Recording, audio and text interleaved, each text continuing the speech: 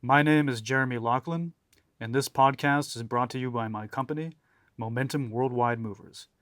We focus on providing tailor-made solutions to match the needs and specific requirements of each customer, since every move is unique.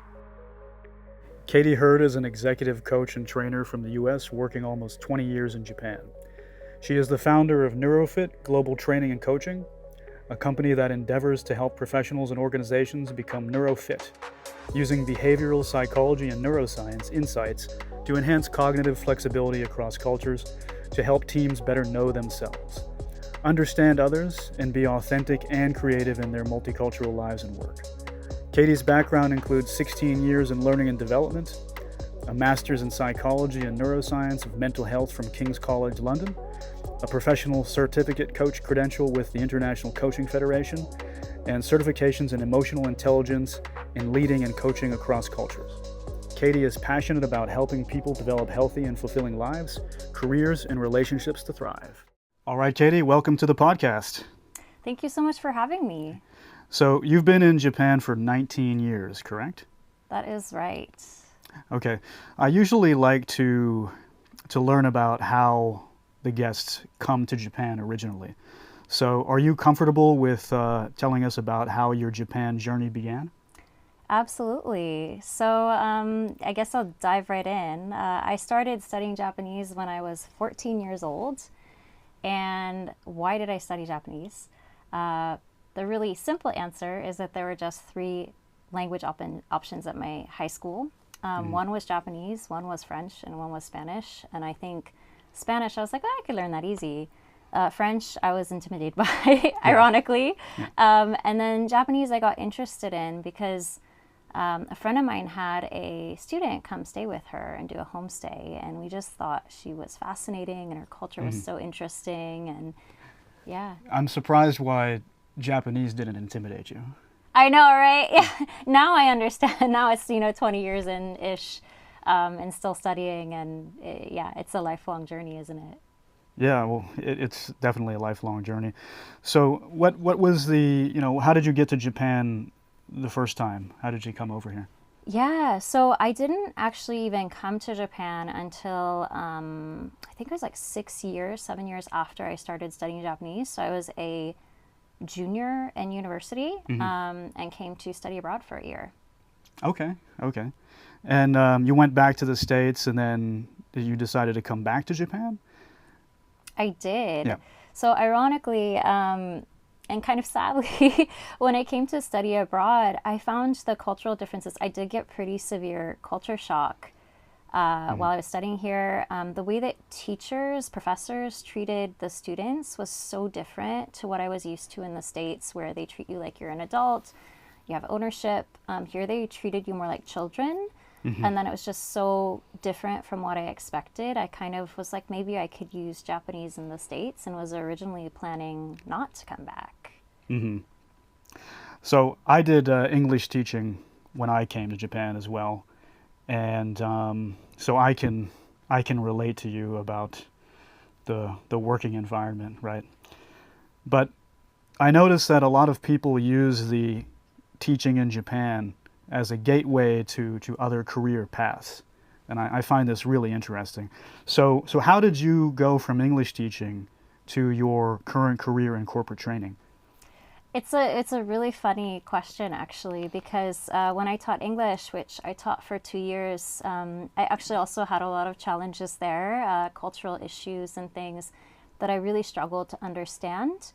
But the good side of that, so one of the aspects was that I worked a lot of hours and very strange hours, so it was quite difficult to build a social support system and friends.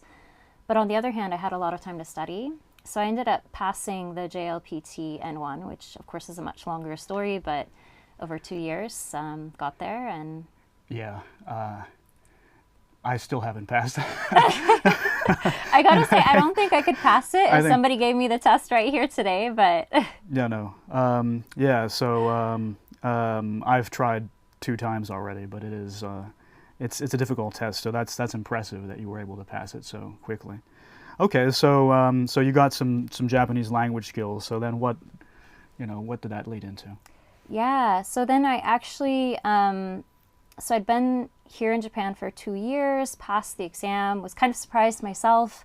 And then again, was kind of, I think the mindset that I had, and, as a coach, we talk about mindset so much, was that I didn't like teaching because I struggled so much. I was teaching small children all the way up to adults and just really struggling with the work ethics expected. And so my mindset was kind of associating that with it's uncomfortable. It's not really necessarily what I want to do. And yet now I'm in training and helping people learn things every day. So ended up going back to the States thinking, okay, now I've got my my JLPT N1. Maybe I can find a job using Japanese. They did change the name of it, right? Oh, did they? N1, it used to be just the JLPT, like EQ or something? I got it right after they changed it. Okay. So I was probably in the first group of people to get the N1. Okay. Yeah. Sorry to digress, but I don't know. They changed it to N1 because it sounded maybe more, Fancy. cooler or something like that. Yeah. Okay. So you have a very impressive background, which includes work at both global and foreign capital companies. Of course, for compliance reasons, you don't have to mention any names. But you worked at a global Japanese company first as a corporate trainer, and then you eventually moved to a foreign capital company. But can you tell me about the experience at both of those companies and how I'm sure the experiences were very different, but also I presume that you got a lot of great learning experiences out of them. Absolutely. Yes, it was very interesting. So I actually was at another company first where it helped me kind of learn the ropes of the Japanese corporate culture, and then moved to another company. And that one was very, very formal, the work environment. And I think that was really difficult for me because coming especially from, there was one company I worked in America for just a very short time, was super laid back. It was kind of like if you've seen Portlandia, that kind of style of very chill, people drinking beers at work. Like, were they really working? Yeah. Okay. Energy research. But yeah, so then coming here, where it's so formal that you don't really make any small talk in the office. It's basically silent all day. Any conversations are happening behind closed doors. Those are really, really difficult for me to get used to as an American that expects a bit more connection from people. And so that was a really interesting experience. And I think something that a lot of people go through is when your norm is completely opposite from that sort of traditional, formal, conservative, indirect communication style environment, where it's also very top down in how things are run and how decisions are made. How do you remain authentic and how do you feel like you're making a difference and connect with people in the day-to-day so that you enjoy your work? And to be honest, it was hard. It was really hard. It can be a huge mental challenge, right? Absolutely. Yeah. Yes. Yeah. And I think also the disconnect between that day-to-day of not really connecting with people so much. And I did have a very, very I would say perfectionist boss, and he was well known within the organization. And you have people that don't really talk too much, and then you go to a drinking party and they're like, hey, so you work with that guy. Damn, like that must be intense. And you're kind of like, oh, so you guys can see, that dynamic, and right. But it's not really, that kind of friendliness and camaraderie is just not there for the most part. So yeah. No, it's very indirect, as you said, and a lot of the real socializing happens at these parties, right? Right, which probably a lot of people don't really want to go to. You know, I guess it depends on the person. So, you were at this company for I think over 2 years. So you must have accomplished something. Can you speak on that? Yeah. So, there were work-related things and there were also connection-related things. Like I did see that disconnect within the larger team, which was kind of disappointing. So at one point I did start English lunches because everyone could speak English, but how often did not every team used it equally? So that was a really great way to connect with the larger team. Lots of people joined and you saw them changing from this shy person or this person that's very formal and seems very intimidating in the day-to-day to this kind of person who's showing up kind of speaking English and trying to speak English and talking about various things and laughing Right. together and having that space to do that was really, really helpful. But then in terms of work, again, I mentioned I did have a very challenging boss, but looking back, it also helped me grow a lot because when you only know how to be one thing, which for me was very informal, very friendly, really served me a lot in when I was working in American companies. But now, because I can behave in different ways and still be myself and not have to feel like I have to completely switch off who I am to work with Japanese people or, you know, people from cultures that are a bit more formal, it's really helped me a lot to work with a wider variety of people and to be successful in that as well. Yep. So having that really kind of perfectionist boss at the beginning helped me to develop the skills to be, I guess, perfectionist in the way that was expected, or sorry, professional in a way that was expected by people who have a more perfectionist culture as the norm. Right. But then you decided to go to an American company, Yes. which I would assume had a very different culture. Absolutely. I actually know one of the senior people at that company. We don't have to talk about that now, but it's a finance company, right? Yes. Yeah. So why don't you tell me about that experience? I heard that you had to wear many hats. Yeah. Yes. Yeah. So it was really interesting moving from the Japanese company where, for the most part, you're kind of put in a box. So you are global learning and development for basically section manager to executive level people. So kind of sitting in that space, occasionally they'd ask me to do other things, very randomly helping to negotiate like executive salaries overseas and things like that, and try to bridge those sorts of cultural gaps. But for the most part, it did feel kind of like I couldn't grow as much as a professional. I think the cultural growth was more what happened there. But then in the American company, it was almost like there's so much going on that you grow exponentially in all directions. But at the same time, there's so much going on. So you're constantly making mistakes. You're constantly kind of learning how to deal, sit in between, the headquarters, which has an American way of doing things and kind of is guiding what's going on globally. Yeah. The different management. I had American managers and Japanese managers, and some Japanese managers who kind of went back and forth with their cultural norms. And also we had all of Asia that we were starting up. So Okay. India, Thailand, China, Australia, Singapore, Hong Kong, and all of the people that were working in those offices, both locals and expats, who we were trying to keep happy and also Right. make sure they're aligning with what headquarters wants. Okay. And you remained at that company for a while, right? Yes. Yeah. Okay. So now you're doing your own. You have your own company, right? So you've had a lot of success in the corporate world here in Japan, and when we were talking the other day, you asked me a very interesting question. You asked me do you think we would have had the same success if we remained in the United States compared to like being foreigners in Japan and finding career opportunities here.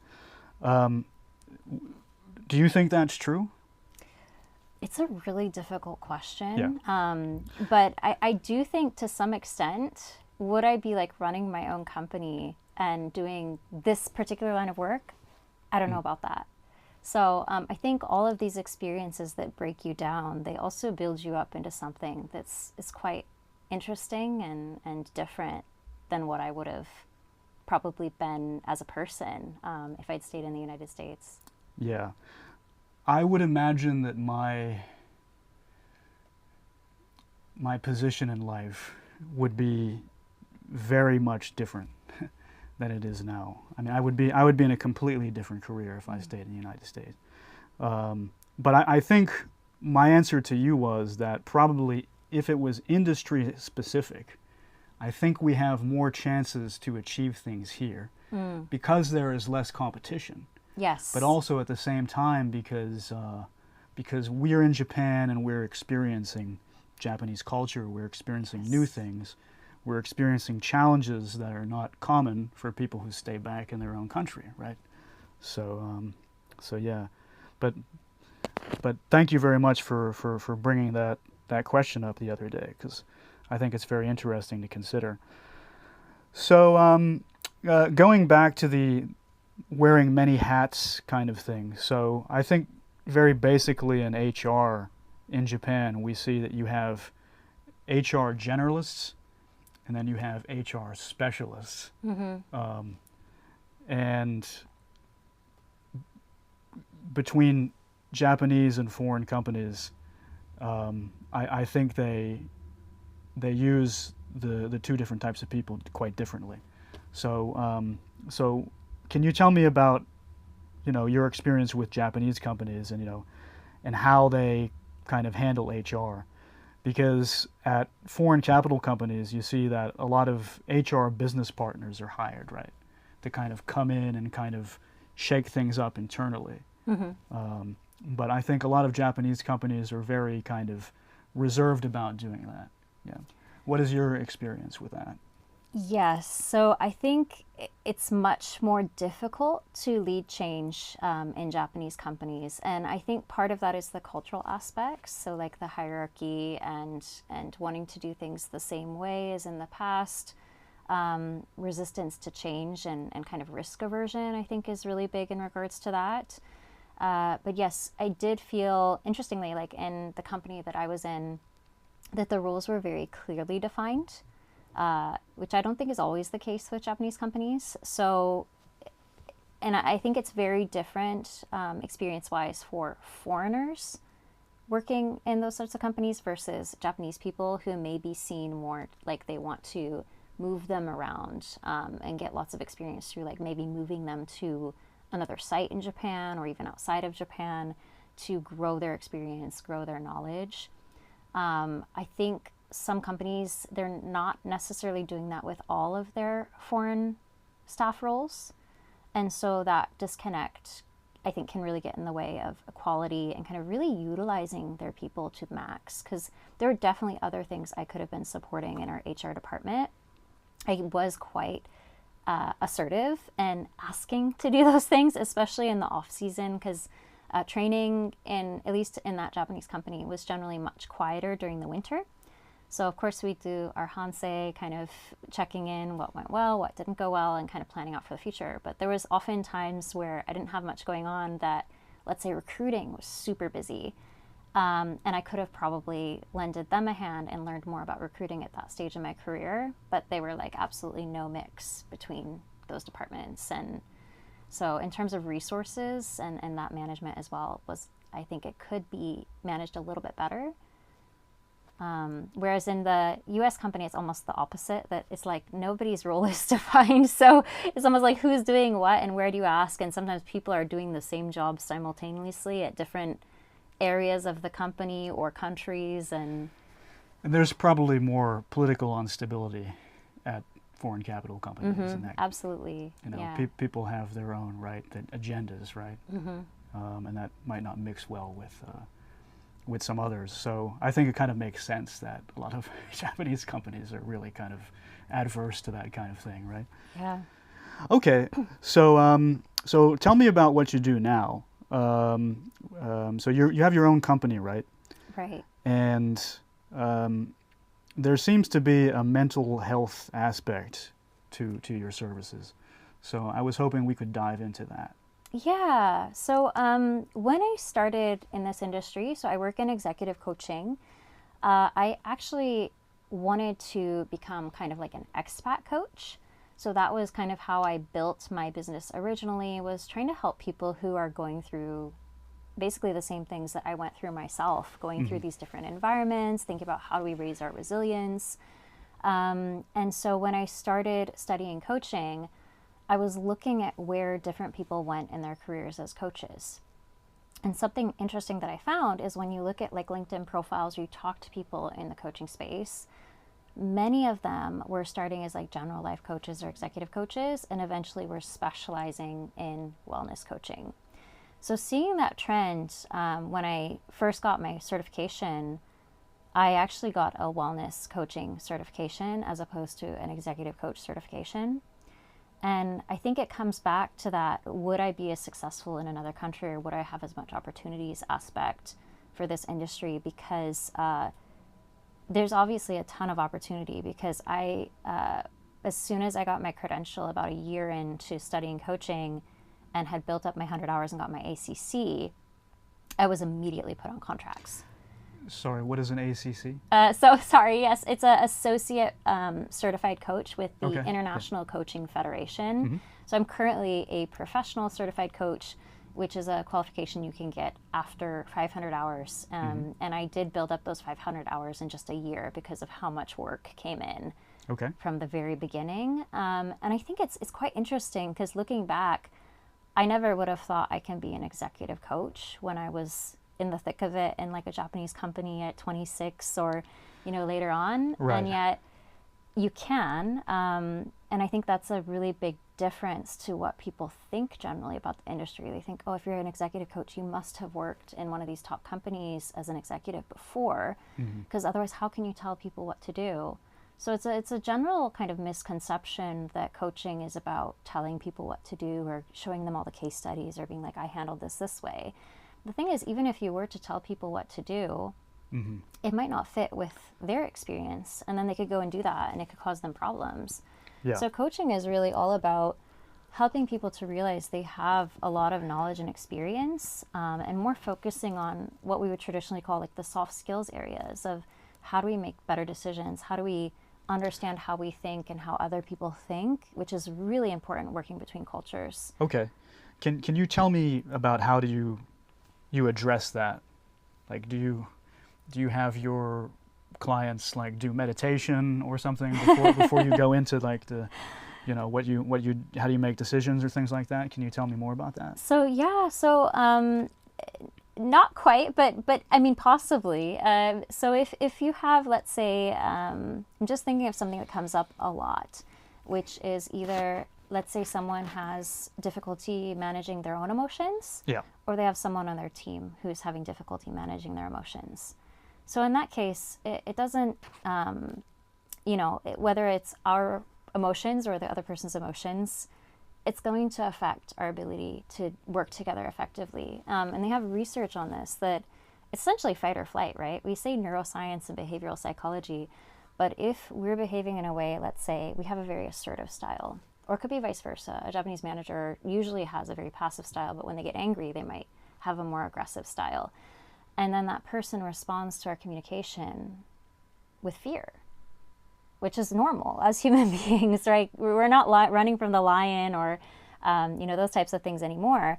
But now we still have, fear from the things we experience in the day-to-day. Like, oh my gosh, maybe there's some unconscious level, I'm going to lose my job, or he doesn't like me, he hates me, he thinks I'm terrible because of this one thing I did.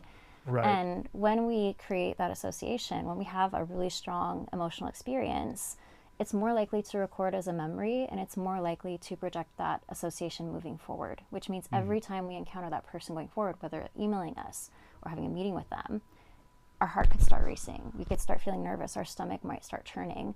And when that happens, we're not getting enough oxygen to our PFC, our prefrontal cortex, which is affecting then the way we show up. So that's that classic example of the subordinate going to the meeting, the boss being angry, saying, why did you do this? And the subordinate saying, I don't know. And they're just like, are you stupid? Why are you saying, I don't know? Because they're scared, right? Right. I think that a lot of this is rarely considered on a day-to-day basis, right? Exactly. But it should be, of course. Right. But the world isn't perfect, it's a busy world, right? People really don't have a whole lot of time to think about these things. But can you give me any case study of something that would be of interest for today? Because I know you work with a lot of different companies and a lot of different clients. Right. And I can imagine that the experiences at a multinational company versus a much smaller business, right? Would be completely different, right? Because at a multinational company, people are more competitive, right? They're bigger organizations. They say that people are part of the same family, part of the same team, but seriously, are they? So yeah. Maybe you could give an example of how you help people. Yeah, I mean, there's definitely differences to be sure, and there's so many different things we coach around. So coaches really need to be able to shift back and forth and all around and really see the bigger picture. What does this person want in their life? What do they want in their career? What do they want out of their relationships? And the end goal is what are they trying to achieve for the organization and also for their, do they want to get promoted? Those types of things. But those little interactions in the day-to-day, like recognizing your manager has more of this communication style, and that's why they think you don't have good communication because your communication style is opposite of their expectation. And I see this every day in the people that I coach, and not saying it's a negative thing, it's just a reality that if we value assertiveness and proactiveness and those types of qualities, we're going to assess people in our team who match those norms higher and as more professional, as in better performance than people who have the opposite. And so it then starts to play with cognitive bias and DEI as well, and that like how do we get the team to work together effectively, assess people fairly, but also recognize we want people to be authentic in how they're showing up. But then sometimes we also need to have them develop certain skills. Like if they're in sales and they're really shy and passive, are they going to get results? Possibly not. But can they still be like an introvert in sales? Absolutely. So how do we then help them manage their energy so that they can show up the way that they want? How do we help the manager who's blowing up at his team regularly and creating a psychologically unsafe environment to manage his energy and manage the way he shows up and maybe put some habits in place to show recognition, to show trust, to show he believes in his team and he wants everyone to succeed, and regularly do those things so that people can start to feel like, oh, he doesn't hate us. He's actually not a bad person. He wants us to succeed, and now he's making an effort and he wants to change. That can create such a huge difference for the team performance, but also for people to feel good and happy to be at work with each other each day. Right. Now, do most people come to you and you do some kind of needs analysis, or do you go to the companies and kind of engage with people there, or is it more of a private kind of thing? Yeah, so in the beginning, I had more clients coming to me and working with them. And then as time went on, as I mentioned, a year in, I started getting lots of projects and contracts with organizations, mostly consulting companies and agencies. And then suddenly my schedule just started filling up with clients from all over the world, locals, expats, mostly in the Asia region, just because that's the time that I have open in my calendar. But it's been fantastic. I work with people every day. Right now I'm doing more training as well, and those projects are also generally coming from big consulting companies and training companies where they want someone like myself who can kind of do both languages or kind of bridge the cultural gaps talking about these topics. So this is cross-cultural training, basically? But I mean, there's also that aspect of emotional intelligence, which I've now said the word phrase emotional intelligence, which I think when people hear that, they don't necessarily know what that means, but it's really about that emotional regulation, understanding your nervous system and how that affects your relationships with others, and then thinking about the goals you're trying to achieve, and then what do we need to change in the way that we think or believe things, and the way that we're showing up in the day-to-day to achieve that. Mm-hmm. Yeah. So basically, Momentum, my company, is a relocation company. So we chatted briefly the other day about how the cross-cultural training or the various types of training that you just mentioned are essential to managing a successful relocation. Yes. Can you tell me a little bit more about your thoughts on that? Yes, absolutely. So I think one of the biggest challenges that I see, I guess this applies also a lot to foreign companies operating in Japan, is a lot of times their budgets and the way things are done are decided overseas. And what I consistently see, both when I've trained professionals, but also in one-to-one coaching, is there is a huge lack of understanding about the needs of the Japanese cultural market. Like, I think they understand, yes, there's a shortage of candidates. That's why we pay these huge recruiting fees of like 30%, which I think is the highest I've heard in the world in Japan. Because to get someone who's not just speaking English and can communicate with the headquarters, but also can communicate locally and respect the way that Japanese clients expect to be treated. That aspect of, I think the average client relationship in Japan with a Japanese client takes 3 years to build before you can close that first deal. Mm-hmm. It's a much longer sales cycle than in a lot of other countries. And if people don't understand that, that can have a huge impact on the expectations they're setting with people in Japan, what kind of resources they're providing them. But as I mentioned earlier, that makes those people skills, those human skills, and being able to bridge the cultural and those kind of neuroscience or emotional gaps so much more important to succeed. Yeah, I mean, you're definitely in it for the long haul when you're doing business in Japan, right? And I think on the Japanese side, I mean, as you mentioned, Japanese are very risk adverse, right? So if things aren't perfect, basically, from the beginning, Oh yeah, you know, it's easy. They're going to get nervous, right? Absolutely. Easy, very hard to build the relationship and maintain the relationship. Very, very easy to lose it. Absolutely. Yep. Okay. Outside of work, what are you up to in Japan? I know that you like to travel, but you mentioned you visited 35 countries, but you don't really do a whole lot of traveling anymore. So what's up these days? Yeah. So I do have 2 little boys who are half Japanese. And so a lot of my free time is spent enjoying life with them, but also trying to get some English into their heads. So when they spend a lot of their day-to-day in Japanese. So that's been a lot of fun and also challenging, of course, having 2 little ones. For fun for myself, I started weightlifting almost 2 years ago now. And it's something that I'd always avoided. And then just as I've learned, neuroscience, they say neuroscience and psychology, but so much of that is biology. It's not just how we think, but also how we take care of our bodies, how we fuel ourselves or don't fuel ourselves, sleep. Building muscle is so important as we age.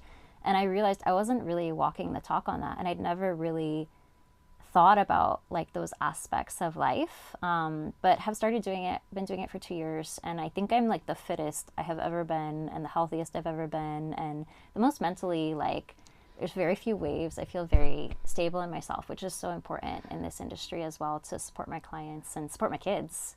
It definitely makes a difference, especially if you're doing it, often, right? Right. Okay. The last question I like to end things with is about your future. And do you think you would stay in Japan, or would you like to try to do something in another country or go back home? And if you wanted to, right? If you could do your career in a different country, where would you do that? It's a great question because a lot of my work is remote. And I think that has been a big shift that's happened because executive coaching used to traditionally be done in office, one-to-one. Given the emotional aspects, though, I do find there's a lot of benefits to doing it remotely. If a client needs to take a moment, if something triggers them emotionally, then they have that space that they can take a little breather. Whereas if you're like right there in person, I think some people may not realize that those types of situations come up. So it's a huge benefit. But yeah, in regards to working remotely, I could pretty much do work everywhere, anywhere. So last year I did go to the States for a month and was able to do my coaching from there and spend time with my family overseas, which was great. And the kids were able to meet family. But in terms of like leaving Japan completely, I think I'm not sure if it would happen anytime soon. It would be more about what opportunities are there. I do have some training projects coming up that I'm really excited about. And one of them is going to be in Singapore. So starting to travel around will be a really great opportunity to get back into traveling a bit more and just see what's out there. But I think the biggest question for most foreigners who've been here for a long time is retirement.